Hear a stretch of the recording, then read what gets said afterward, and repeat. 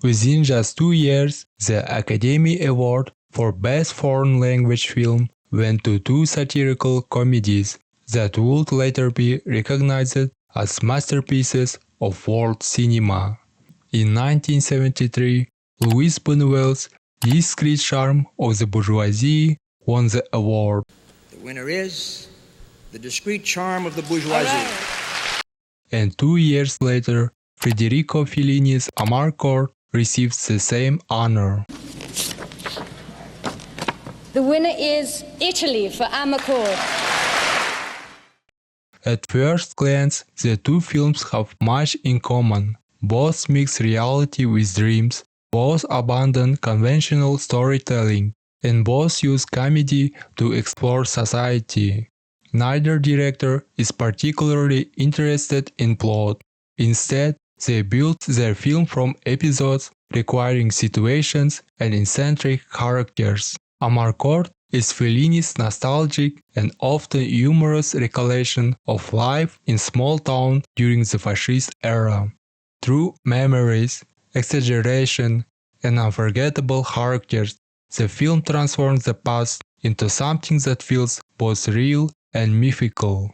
The Discreet Charm of Bourgeoisie, by contrast, follows a group of wealthy bourgeois friends whose attempts to share a meal are repeatedly interrupted by increasingly strange events. What begins as simply dinner gradually becomes a satire of class, power, and social ritual. The contrast between the films can be understood through the ideas of Carl Jung and Sigmund Freud. Fellini was deeply influenced by Jung's interest in myths, archetypes, and collective imagination. Buñuel's cinema often moves closer to Freud's fascination with desire, repression, and the unconscious. Fellini's connection to Jung is visible throughout Amarcord. The film does not present the past as really happened. Instead, it presents the past as it is remembered. Jung believed that memory reshapes experience through symbols, emotion, and archetypes. As a result, memories often reveal physiological truth rather than historical facts. Many characters feel less like realistic individuals than archetypes emerging from a collective dream. Gradiska becomes the town's idealized beauty, embodying the archetype of the unattainable woman around whom countless fantasies circulate. The school teacher, remembered through the exaggerated perspective of adolescent boys, becomes an almost mythical figure of desire. Volpina embodies instinct and sexuality. These characters function less as realistic individuals than symbolic shaped by memory and fantasy. Some of the film's most famous images reinforce this dreamlike quality. The appearance of the peacock opening in the feathers in the snow is one of the most beautiful moments in the film. The image has little narrative purpose. Jung argued that symbolic images often communicate meaning more powerfully than rational explanation. The peacock feels less like an event than vision, expressing wonder, beauty, and mystery without needing to be explained. Buñuel uses dreams in a very different way. The Discreet Charm of Bourgeoisie, dreams are not sources of myth, but instruments of disruption. This approach is much closer to Freud, who viewed dreams as expression of unconscious desires and anxieties that normally hidden beneath everyday behavior. Several scenes begin as ordinary social encounters, before suddenly revealing themselves to be dreams. In one sequence, a military officer recounts a childhood memory that gradually takes on the logic of a dream, blurring the boundary between recollection and fantasy. Other dreams emerge unexpectedly from everyday situations, revealing fears, guilt, and anxieties hidden beneath the character's composite behavior.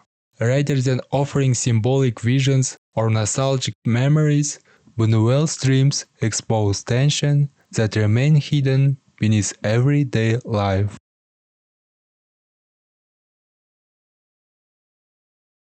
In Amarcord, politics is experienced from below. The story takes place during fascist Italy, yet Fellini rarely discusses ideology directly.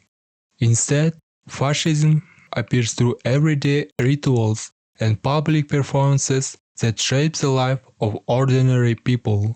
Students salute portraits of Mussolini at school. Citizens gather for parades, ceremonies, and patriotic celebration that transform politics into a spectacle.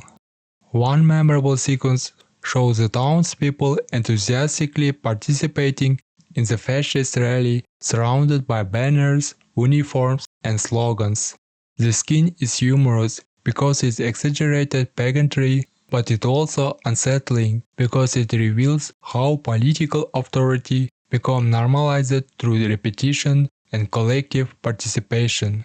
Rather than portraying fascism as movement driven solely by committed believers, Fellini shows how it becomes embedded in daily life. Teachers, parents, and local officials reinforce its values through routine behavior, making conformity seem natural. Most characters are not ideological extremists, they simply adapt the expectation of the environment. Buñuel approaches politics from above. His characters include diplomats, military officers, and wealthy professionals. Unlike the townspeople in Amarcord, they occupy positions of influence and authority. The fictional Republic of Miranda becomes one of the film's most effective satirical devices. Ambassador Rafael Acosta presents himself as a refined and respectable diplomat, carefully observing the rules of etiquette expected in bourgeois society. Yet conversation throughout the films reveal political repression, corruption, and criminal activity associated with his country. Acosta moves comfortably through elite social circles while casually discussing violence and authoritarianism. Buñuel uses this contradiction to suggest that political power often hides behind the language of diplomacy and respectability. The repeated dinner gathering reinforces the idea. Also, the characters appear preoccupied with food, conversation, and etiquette. Their interactions reveal a network of privilege that grants the access to influence and authority.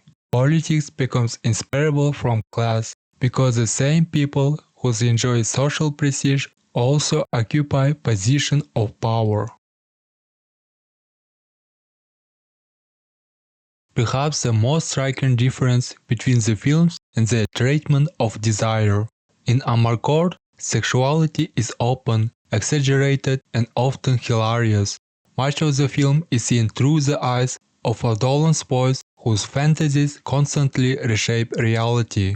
One of the film's most memorable sequences involves Tita entering the tobacco shop to buy cigarettes. What begins as an ordinary encounter gradually becomes an adolescent fantasy as the tobacconist towers over him, dominating the frame. Her exaggerated size and presence reflect how an adolescent boy might perceive adult sexuality. As mentioned earlier, Gradiska functions as a realistic individual than as archetypical figure shaped by memory and fantasy. Unlike the tobacconist, who appears in the single exaggerated episode, Gradiska's presence runs throughout the film. Men of different ages project their desires onto her, transforming her into an idealized figure rather than ordinary resident. Through Gradiska, Fellini shows how memory elevates certain people into symbols of shared longing. In Buñuel's films, desire functions differently. The characters are surrounded by etiquette, protocol, and social expectations. They rarely express their desire openly. Instead, desire remains hidden beneath formal behavior. Several scenes illustrate this tension. Florence, the wife of one of the bourgeois guests, repeatedly flirts with Ambassador Acosta despite her marriage, creating an attraction that remained largely unspoken. The bishop provides another example. Also, he expected to embody moral discipline and spiritual authority. He is ultimately driven by deeply personal emotions. Later, he tells the story of the man who murdered his parents. As a priest, he is committed to forgiveness, as when he finally meets the killer, he grants him absolution.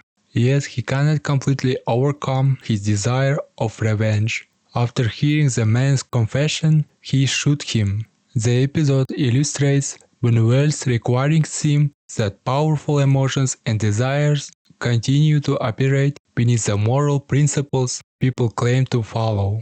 This pattern is reflected in the structure of the film itself.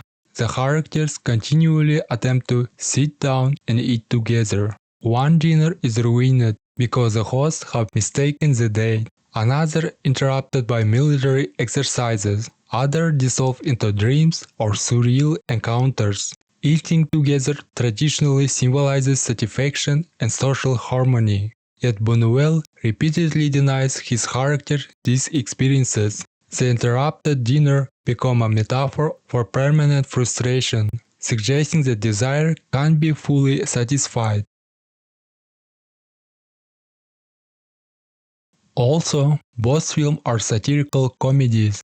They laugh in very different ways. Fellini's satire is warm. The characters of Amarcord are often ridiculous. They shout, exaggerate, and embarrass themselves. Yet Fellini never treats them with contempt. Instead, he presents their flaws as part of shared experience of community life. Family dinners erupt the shouting matches and chaos. Relatives interrupt, insult, and complain about one another. On the surface, the skins expose the pettiness and frustration of family life, yet the arguments never threatens to destroy the family itself. The characters continue eating, talking, and living together as if such conflicts were simply part of everyday life. The comedy emerges from the intimacy of people who know each other too well. The same is true of Uncle Theo, Tita's mentally ill uncle, who lives under the supervision of caretakers and is largely isolated from ordinary social life. During supervised outing to the courtside, he suddenly climbs a tree and refuses to come down, and repeatedly shouting, This scene is absurd and hilarious. Yet the humor comes less from mocking Theo than from acknowledging his loneliness and frustration. Rather than reducing him to a joke, Fellini allows him to remain human. Buñuel's satire is colder and more analytical. One of the film's most famous sequences occurs when the bourgeois guests suddenly discover they are seated on a theater stage before a silent audience. At first, they attempt to continue their normal behavior, maintaining the polite confidence expected in the social world. Gradually, however, they do not know what they are supposed to say. Their carefully rehearsed social roles collapse. The scene transforms bourgeois life into a literal performance. The audience watching from the theater mirrors Buñuel's own position as a satirist. He observes his characters from distance, exposing the artificial nature of the manners and social rituals. The comedy comes not from affection but from discomfort and elevation. Similar dynamic appears in an episode involving the bishop Discreet as gardener. The bourgeois characters treat him with indifference when they believe he is a servant, yet immediately show respect once they discover his religious status. Buñuel uses the skin to expose how easily social behavior changes according to rank and appearance. More than 50 years later, both films continue to fascinate audiences because they offer more than satire.